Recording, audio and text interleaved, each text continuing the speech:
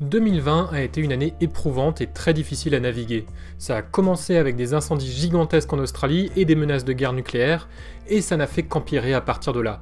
Pandémie, confinement, violences policières, dérives totalitaires, bref, des longs mois de stress ininterrompu qui nous ont fait languir pour un petit moment de calme, rien qu'une petite douceur qui nous fasse chaud au cœur et qui nous redonne foi en l'humanité.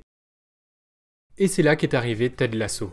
I can't just have you waltzing in here whenever you wish. What if I soft shoe in, huh? Something like that, or I can moonwalk in, huh? Despite recent headlines, it's still a fun dance move to do. How's the ice cream? Good. It's fucking ice cream. Yeah, right? Ice cream's the best. Coach, what room you got? 5148. Hey. Howdy, neighbor. Do you believe in ghosts, Ted? I do. But more importantly, I think they need to believe in themselves. Hey!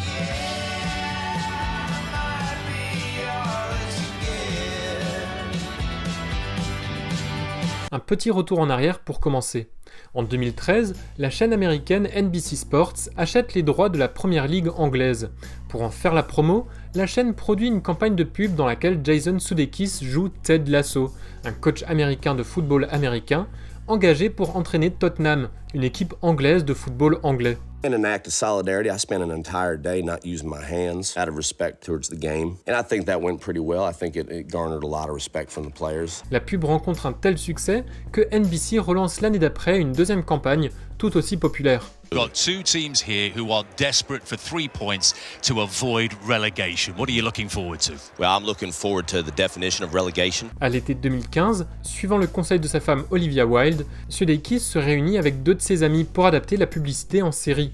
Accompagné de Joe Kelly, qui est passé comme lui par le Saturday Night Live, et de Brendan Hunt, un de ses potes de compagnie d'impro, Sudeikis développe une maquette de ce que seraient quelques épisodes d'une série sur Ted Lasso. Le projet reste un peu dans les cartons puis ressort 2 ans plus tard. C'est à ce moment que Bill Lawrence, créateur entre autres de Spin City et de Scrubs, contacte Sudeikis pour une série qui au final ne se fera pas. Mais le courant passe bien entre les deux hommes, et l'ancien du SNL parle à Lawrence de son projet de série Ted Lasso. Lawrence est conquis, une première saison est développée, puis proposée aux chaînes et aux plateformes de streaming. Un contrat est signé avec Apple TV+, la série est enfin tournée à l'automne 2019 et commence à être diffusée en août 2020. Tout ça c'est très joli, mais ça ne nous dit rien des qualités de la série. Parce que si on résume bien, on est face à une adaptation d'une publicité, ce qui n'est jamais gage de qualité. Un choc de culture entre États-Unis et Royaume-Uni qui sent bon les vannes réchauffées. Un high concept digne des pires films pour enfants des années 90. Et une intrigue basée sur le sport, ce qui n'a que très rarement fonctionné à la télé. Le site The Ringer a très bien synthétisé la situation en un seul titre. Comment est-ce possible que Ted Lasso soit réellement bien ? On a en fait un début de réponse dans les origines de la série.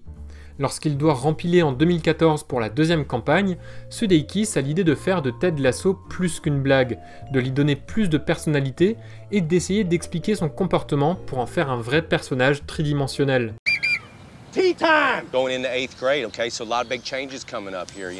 C'est sûrement là qu'Olivia Wilde a vu le potentiel pour une série, et quand Sudeikis, Kelly et Hunt se retrouvent en 2015 pour scénariser ça, ils n'ont besoin que d'une semaine pour planifier une petite dizaine d'épisodes et même écrire un pilote entier.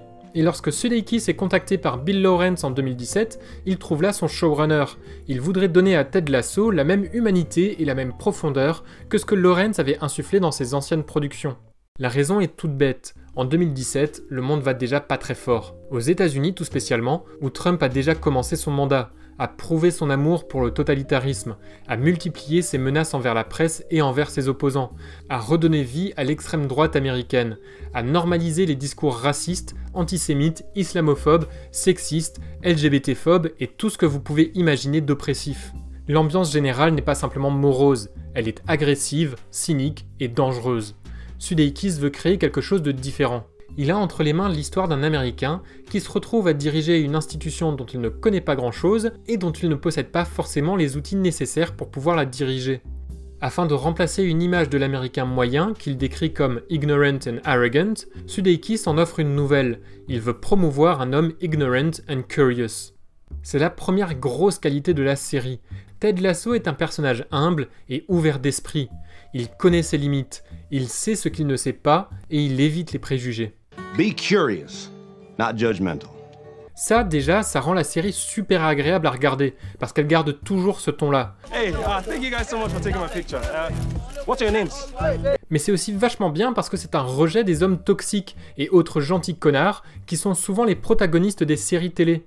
Face à eux, le personnage de Ted Lasso représente une masculinité inclusive. Ted est un homme généreux, authentiquement gentil et attentionné. I did it with my niece. She loves crafts. Yeah. I love glimpses into your personal life. Arborant un enthousiasme et une bonhomie sans faille, il ne cache pas pour autant ses émotions et n'hésite pas à s'ouvrir à ses proches. Want to talk about it? I'd love to. Yeah, immediately.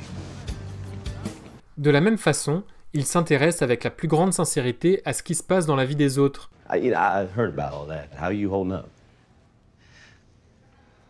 Yeah, hasn't been the easiest year. Et il est toujours prêt à les encourager ou à les rassurer, en évitant de se moquer de qui que ce soit. We'll say it's quite nice seeing Jamie put in his place for once. Thrilling even, isn't it? No.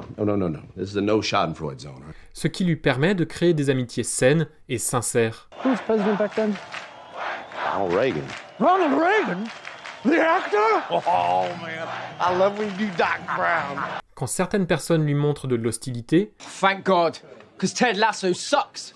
No offense, Ted. il préfère ignorer leur méchanceté et se concentrer sur leur bon côté. All good, Baz. You, Jeremy, and Paul have been refreshingly candid about y'all's feelings. Sans être naïf non plus, Ted n'est pas un bonnet qui sert de paillasson à tous ceux qui seraient prêts à l'exploiter. Well, now that would have made me a real piece of shit, wouldn't it? Il a simplement l'intelligence d'être compréhensif et de vouloir aider les gens autour de lui à être la meilleure version d'elle-même. Hey, can see you at lunch, huh? See you later. Yes. Yes. Enfin, il n'est pas non plus parfait. Il lui arrive de s'énerver, par exemple. What the hell are you doing? I'm so sorry. You're what? Go, Nathan. Come on, it's past curfew. Go, get out of here. Mais il s'excuse très vite, sans que qui que ce soit ne doive le persuader de le faire. I wanted to apologize for last night. I bit your head off for no good reason, and I'm really sorry about that, and I hope you can forgive me. Yeah, of course. Yes, of course. Thank you. Il fait aussi des erreurs de temps à autre. AFC Richmond, like any team I've ever coached, is going to go out there and give you everything they got for all 4 quarters. Mais il est reconnaissant quand on les lui souligne. 2 halves. Oh, right, sorry. Il les accepte et il essaye d'apprendre. They're going to give you everything they got for 2 halves, win or lose. Il est ravi, voire même fasciné d'apprendre des nouvelles choses. Or tie. Right, y'all do ties here. Au fond, Ted Lasso cherche lui aussi à être la meilleure version de lui-même. Et il sait que c'est un travail constant. Sorry, that's going to take some getting used to for me, okay? Cette critique de la masculinité toxique est aussi perceptible à travers le personnage de Roy Kent, capitaine de l'équipe coachée par Lasso. Si Roy est à première vue un mec stéréotypé, bourru et insensible,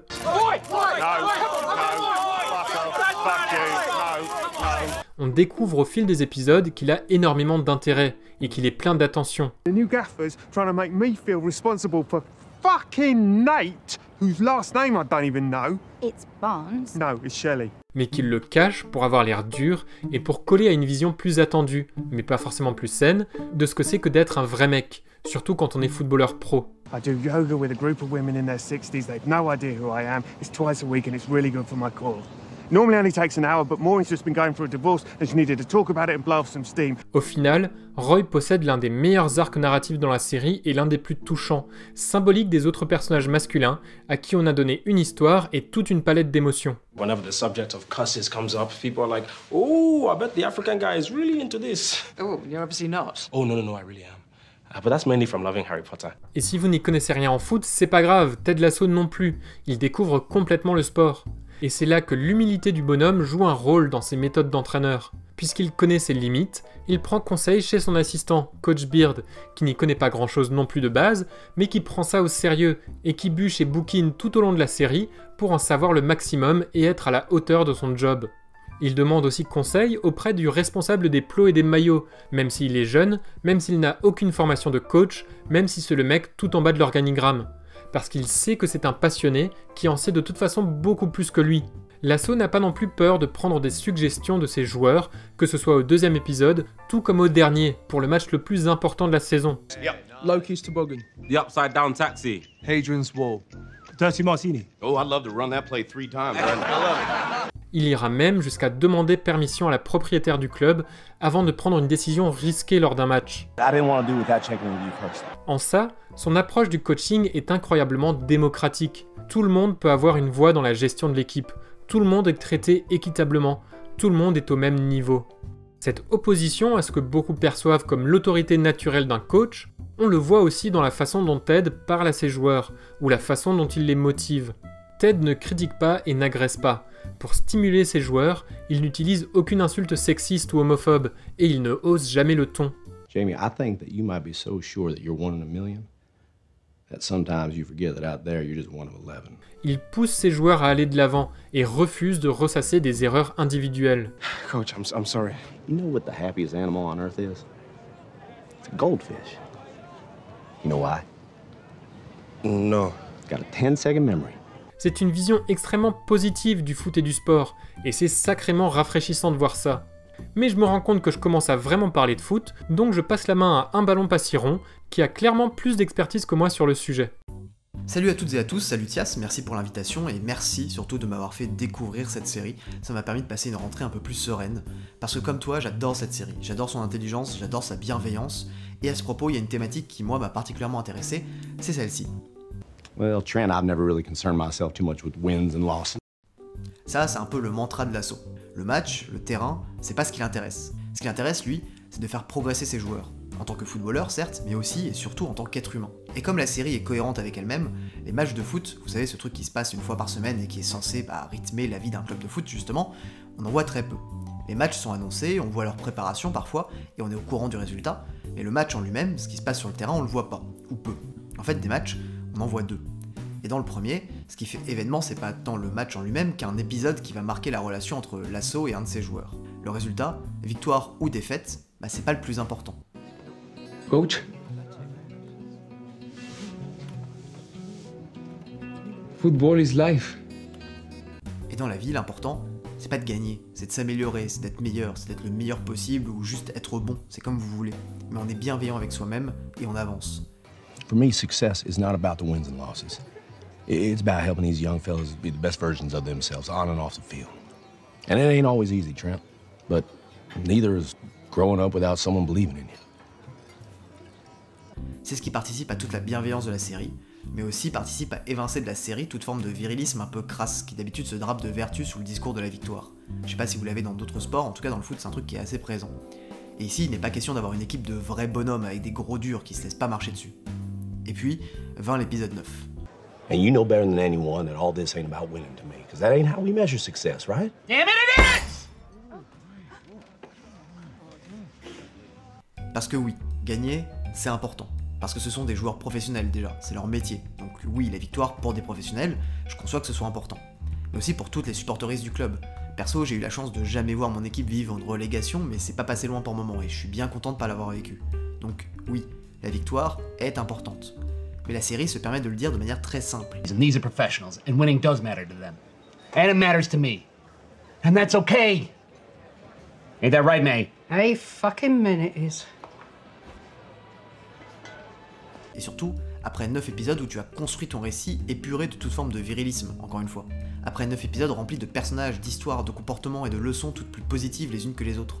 Et après tout ça, j'accepte qu'on me dise que la victoire c'est important, mais que c'est pas plus important que le reste. Donc du coup, j'accepte qu'on me dise que c'est important quand on m'a montré tout le reste avant. Et c'est d'ailleurs après tout ça qu'on nous montre le deuxième et dernier match de la saison, celui où la victoire est devenue importante.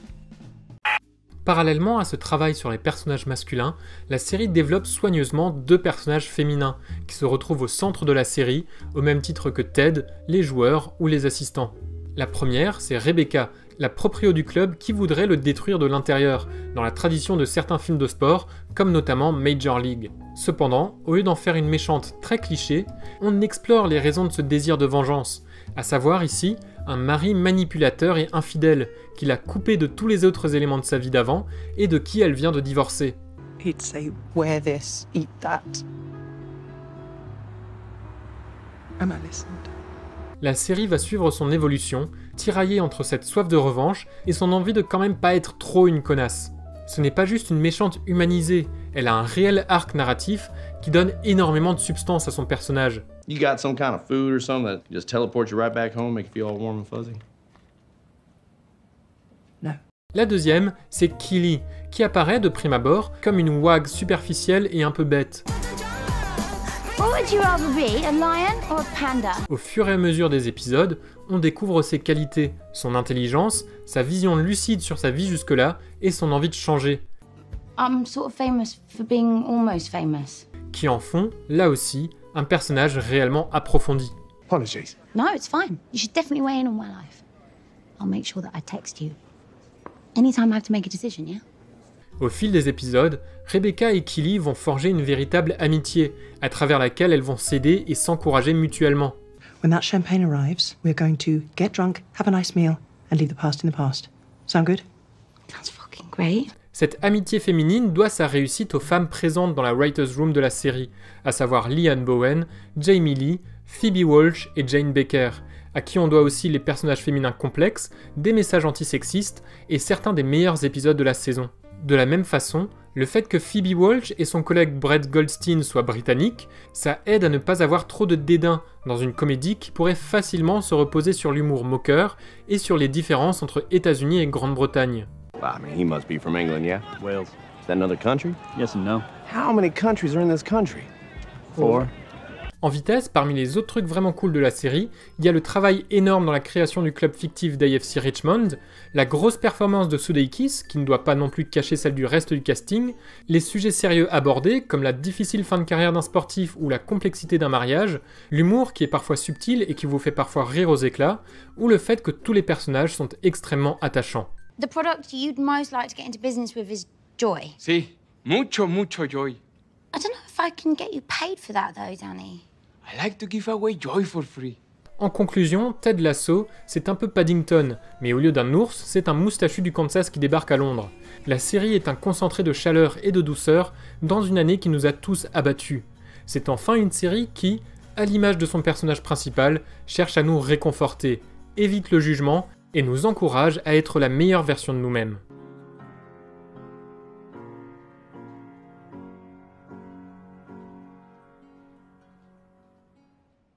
Voilà, c'est tout pour aujourd'hui, j'espère que ça vous a plu et que ça vous a donné envie de regarder la série. Je remercie Un Ballon Passiron pour sa participation et je vous recommande d'aller sur sa chaîne, pleine de vidéos super intelligentes et super intéressantes. Merci de liker, commenter et partager cette vidéo autour de vous, ça fait toujours plaisir.